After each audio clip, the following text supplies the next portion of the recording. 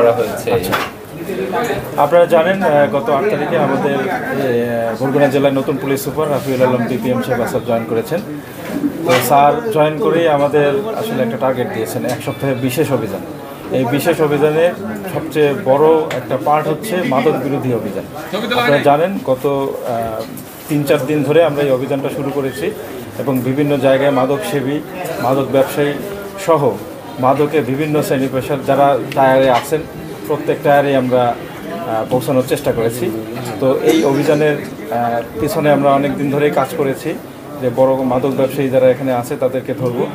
তো সেই কাজেরই ফল হিসাবে আজকে আমরা 8 কেজি গাঁজা সহ কাকলি আক্তার, স্বামীর নাম হচ্ছে বেলাল হোসেন, মাইঠা, বরগুনা সদর উপজেলার একজন নাগরিক, উনি এই কুরিয়ারের মাধ্যমে এই মাদক 8 কেজি গাঁজা, মানে মাইঠা হচ্ছে 6 নম্বর বুড়িরচর।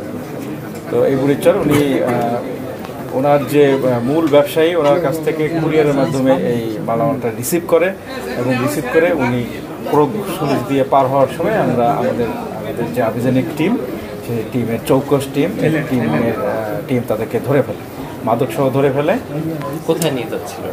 এইটার ডেস্টিনেশন আসলে পরীরখাল বা এই 10 নম্বরের নলটোনা ইউনিয়ন। তো সেখান থেকে যে খুচরা পর্যায়ে মাদক ব্যবসায়ী আছে তাদের কাছে পৌঁছে দেওয়াই ছিল তার মূল কাজ। যে আসামিকে আমরা ধরেছি তার স্বামী, সে বর্তমানে জেল হাজতে আছে। আমরা আসলে এখন এটা নিয়ে পুরোপুরি কাজ করতে পারি নাই। আমরা এখন দেখব যে এই মাদকের উৎস কোথায় এবং মাদকের ডেস্টিনেশন কোথায় ছিল। তো এই দুইটাই আমরা খুঁজে বের করব এবং আশা করি বরগুনা জেলার বা বরগুনা থানার অধীনে যে সকল মাদক ব্যবসায়ী আছে সবার জন্য একটা মেসেজ, আমরা মাদকের বিরুদ্ধে জিরো টলারেন্স আমাদের এসপি স্যার ঘোষণা করেছেন। সুতরাং এখানে মাদক ব্যবসা, মাদক সেবন কোনো কিছুই চলবে না। এইটাই হলো আপনাদের মাধ্যমে সবাইকে মেসেজ দিতে চাই।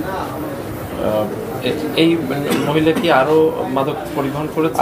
আমরা আসলে এটা যাচাই বাছাই করে দেখব, ওনাকে জিজ্ঞাসাবাদের বিষয় আছে। যেহেতু এই মাত্র আমরা এই কাজটি সম্পন্ন করেছি, অভিযান সম্পন্ন হয়েছে, অভিযানের পরবর্তী অনেকগুলো কাজ থাকে।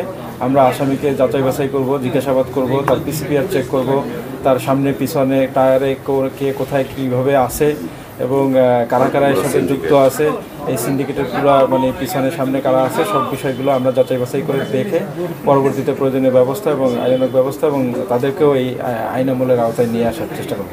আসামি কোন পদ্ধতি অবলম্বন